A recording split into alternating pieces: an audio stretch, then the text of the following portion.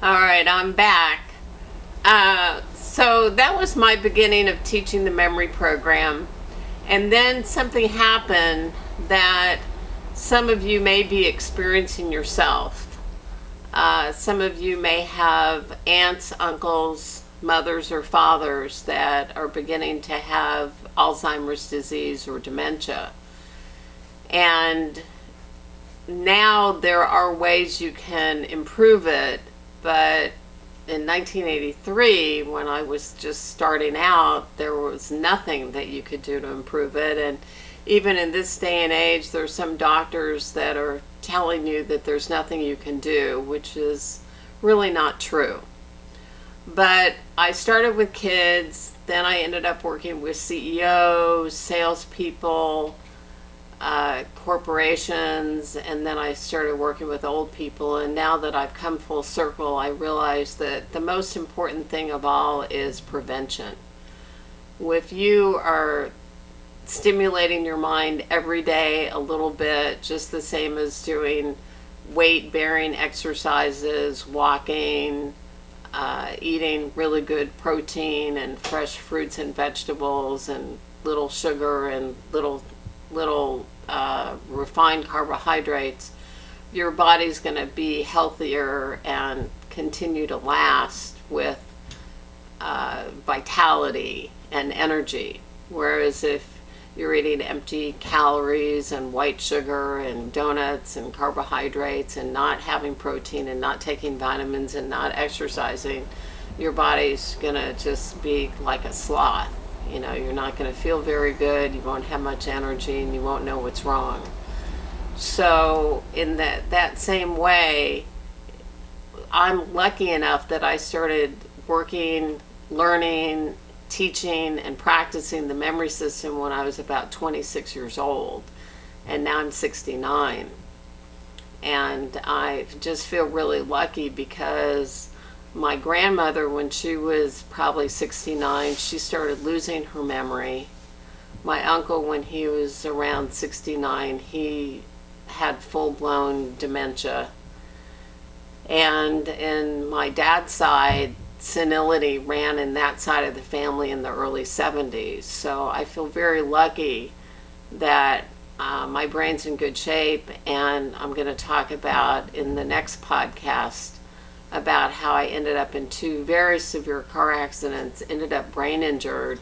It took me about 6 to 8 years each time I was brain injured to get my memory back.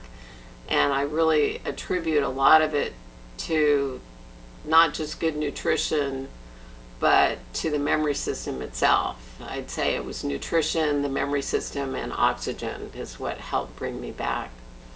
But anyway, here I was 26, 27, 28 years old, and my uncle Bob, who was on my mother's side, who'd been a scholar, had been a teacher, had a master's degree in speech, communication, and was a writer, ended up having problems with his memory. He had to retire early. His wife kept telling him that he was going to end up being like his mother, which was not a nice thing to do. And then she promised him that if he signed the house over to her, that she would never put him in a nursing home. And then less than a year later, she put him in a nursing home. So he was in Los Angeles, I was in San Diego, and he started calling me every day and saying, get me out of here, get me out of here, you have to get me out of here. And I was so stressed and I wanted to help him. So I found an attorney in Los Angeles, drove to see him and said, how can I help my uncle? And he said, well, you're not his daughter, you're a niece. So your only way to prove that you can, the only way to help your uncle is if you can prove that this memory system that you've been teaching to kids can work with older people, and especially with dementia. So I figured it was worth a try, and then somebody suggested that I communicate with the dean of the community college in San Diego, and I found out who that was. His name was Dean Ortega St. John. I called him up, I told him what my situation was, and he was kind enough to meet me. And we met for 2 hours. And we talked about everything. It turned out he'd been a teacher, he'd worked in New York, he also liked the underdog kids and was able to help them. And at the end of 2 hours, he looked at me and he said, "Go heal my people." And he said, "I'm going to make you a communication specialist, and I'm going to put you in the Alzheimer's daycare center, and I'm going to put you in a couple assisted living daycare centers, and go give it a shot." So I did. It took me about 4 months of trial and error. And then the day finally came when the Alzheimer's people could remember. And I actually have that on my website, brainsproutsmemory.com. And if you go into programs and you look up radio shows, the free one says "The Day the Alzheimer's People Remembered." And what I found is just giving them a list of things to remember didn't really hold for them. But if it was a positive emotional memory that was very favorable, that gave them a really good feeling, they were able to remember it. So one woman, it was the kiss on her wedding day. Another man remembered his wedding day and the honeymoon, where they went to the opera house in Minsk, Russia. Another man remembered the organ grinder in the days where you had the monkey with the organ grinder. Another man remembered this pig that was the family pet, and they had the pig go everywhere. So I had a session with them. I hired an artist. I had her draw a picture of the pig, the organ grinder with the monkey, the kiss, and the opera house. And I went in that next week and I said, "Who was the kiss?" And this woman named Helen said, "That's me."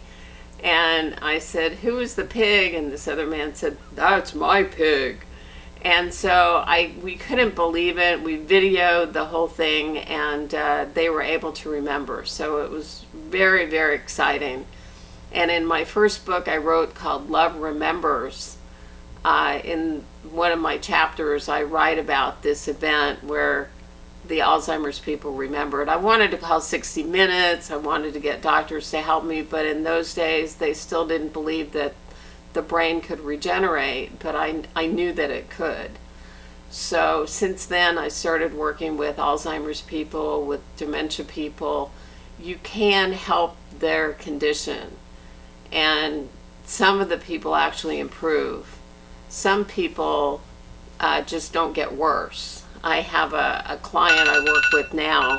I have a client that I'm working with now, and she doesn't eat right. She's not taking her vitamins, but in a year of working with her for two times a week for an hour at a time for an entire year, she hasn't gotten worse at all. And there's some people who are just taking vitamins but not doing the memory system, and they're still declining. So it's pretty amazing, wonderful information of being able to improve the condition, or at least let it not get worse. With my uncle, I wasn't able to help him because he died a few months later, but I was able to help the people at the Alzheimer's Family Center. I was able to help people through the San Diego Community College, and that was my start with kids and old people. And now here we are 40 years later, and I'm able to help your loved one. And I really highly recommend that if you're a child of somebody who has Alzheimer's or dementia, that it would be a wonderful, wonderful experience for you to start learning the memory system immediately now. And then over the next 20 years, you'll have so much neural foliage that even if you got a disease, you'd be asymptomatic and you wouldn't have any symptoms of it at all. So we'll continue on, as my Uncle Morris would say, and we'll go on to part 2, where I'll be introducing more of this phenomena of the memory system, be able to answer questions that people have been asking me and continue on. Thank you.